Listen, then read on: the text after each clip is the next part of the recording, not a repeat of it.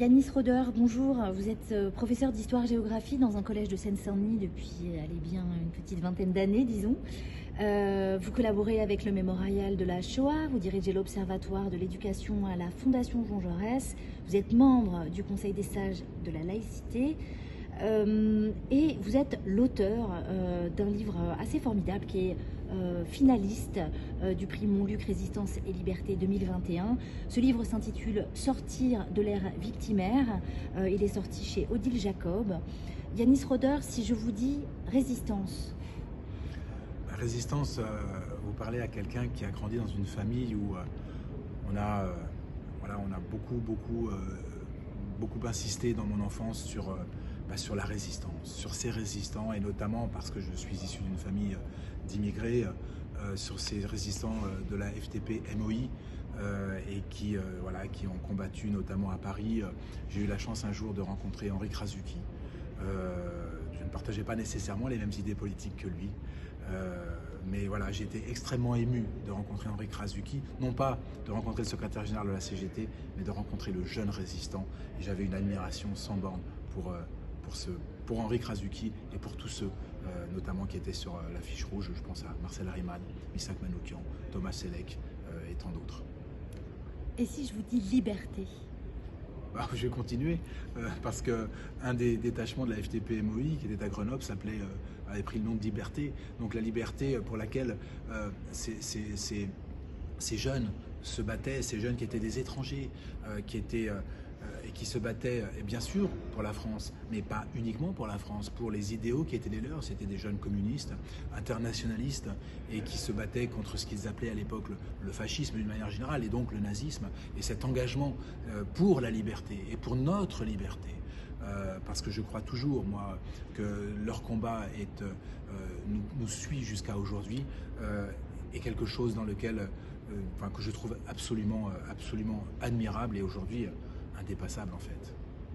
Yanis Roder, le personnage, fictif ou réel, qui incarne le mieux ces valeurs de résistance et de liberté pour vous?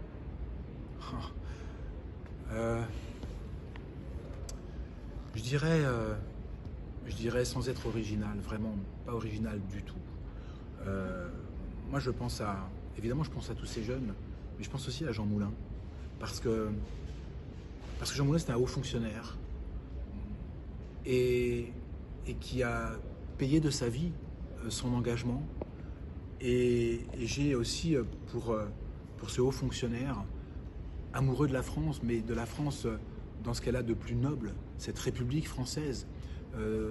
Je n'oublierai jamais, moi, que Jean Moulin a été emprisonné, torturé, parce qu'il a refusé de signer un ordre d'assassinat des soldats noirs de l'armée française. Ce sont des actes extraordinaires d'un grand résistant.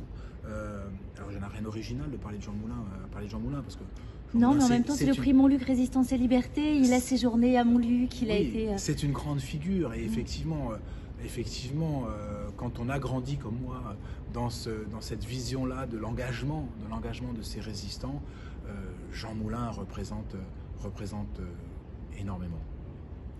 Yanis Roder, la cause qui vous mobilise? La République française.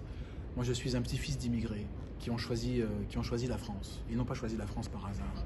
Ils ont choisi la France parce que c'est un pays où chacun est libre de vivre comme il l'entend, de croire ou de ne pas croire, de pratiquer son culte s'il veut le pratiquer, de militer s'il veut militer sans risquer d'être emprisonné. C'est un pays qui a donné à mes parents le droit d'aller à l'école et de s'élever socialement. Je crois profondément en la République française, en ses valeurs. Je crois vraiment en son principe de laïcité. Et s'il y a bien une cause qui me mobilise, c'est la cause de la République. Et parce que la République, pour moi, c'est la liberté, c'est l'égalité, c'est la fraternité. Et c'est ce qui fait de la France un pays extraordinaire, avec son immense culture, mais aussi son modèle politique, qui est un modèle magnifique. Vous êtes enseignant, notamment. Est-ce que vous auriez un message résumable pour la jeunesse actuelle? Résumable, je ne sais pas. Je vais essayer de faire bref. Le message que j'aurais, si je dois passer un message à la jeunesse, c'est que nous formons une société, que quand on est jeune, on pense à soi et c'est normal, et qu'on se pense en tant qu'individu, mais que chaque individu que nous sommes, eh bien, forme une communauté politique, la communauté nationale, et que nous avons tous à œuvrer dans cette communauté nationale pour qu'elle reste une société apaisée, pour avancer, continuer à avancer. Vous savez, liberté, égalité, fraternité, ce sont des objectifs. Ce ne sont pas des valeurs absolues, ça n'existe pas en tant que valeur absolue. Ce sont des objectifs. Donc moi, ce que je dirais, c'est que voilà, chacun doit s'engager à son niveau, comme il l'entend, pour justement essayer d'aller encore plus loin dans la liberté, dans l'égalité, dans la fraternité, pour faire vivre cette République française dont on a tant besoin. Merci Agnès Rodin.